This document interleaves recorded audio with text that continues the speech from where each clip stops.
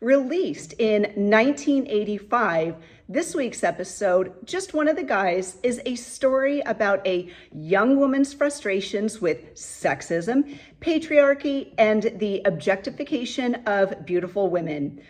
A tale as old as time. Terry, played by Joyce Heister, learns that teenage girls are often underestimated and underrated.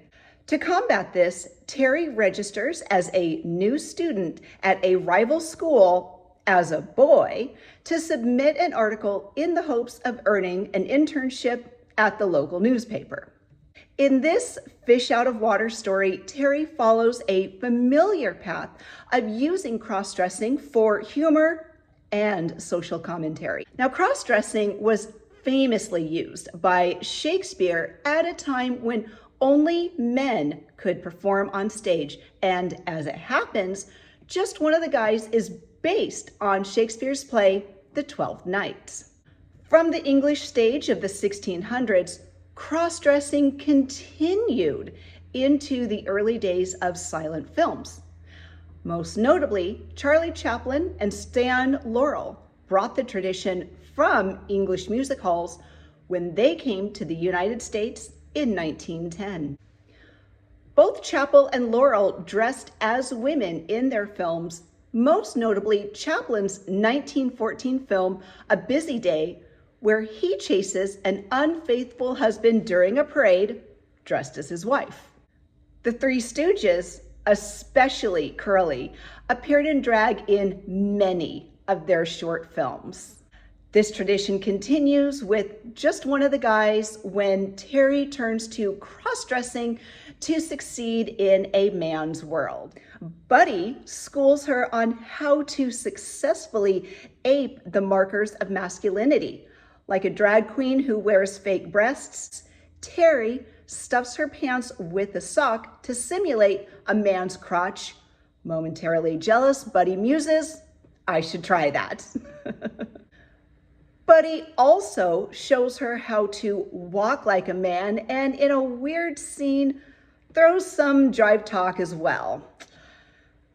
The 80s. Now, during filming, Joyce had to wrap her torso with ace bandages under her wardrobe when she played the male version of Terry to flatten her bosom. She said this was tremendously uncomfortable in the 90-degree desert heat while filming in Scottsdale and Phoenix, Arizona. Now, Joyce Heiser initially was not going to bare her breasts during the scene in which Terry reveals to Rick that she's a woman pretending to be a man. Joyce had a no nudity clause in her contract and was initially adamant that she would not perform the scene as written. Now, after attempting to rewrite the scene several times, director Lisa Gottlieb realized it was not going to work without the reveal, and there was no way to make it convincing, even though people pointed out she could have just shot Joyce from the back as she opened her shirt.